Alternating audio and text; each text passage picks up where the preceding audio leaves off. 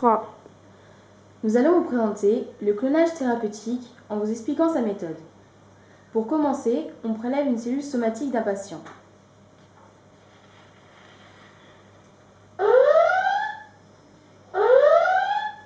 Les cellules somatiques sont toutes les cellules de l'organisme, à l'exception des cellules sexuelles et des cellules embryonnaires.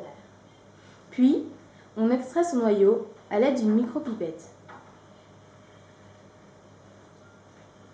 En parallèle, on prend un ovocyte énucléé.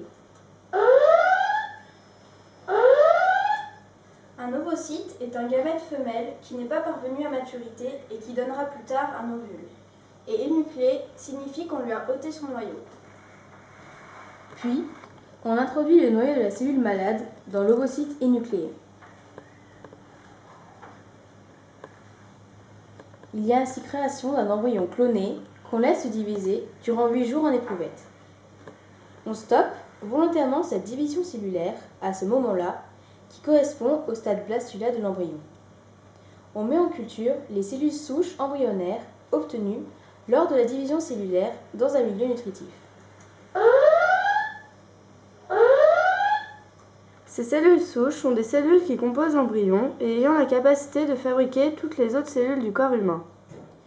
Ces cellules totipotentes vont se différencier en cellules spécialisées correspondant au tissu cellulaire endommagé. Il peut s'agir de neurones ou de cellules musculaires, sanguines, osseuses ou pancréatiques. Pour finir, ces cellules spécialisées vont être transplantées dans le corps du patient.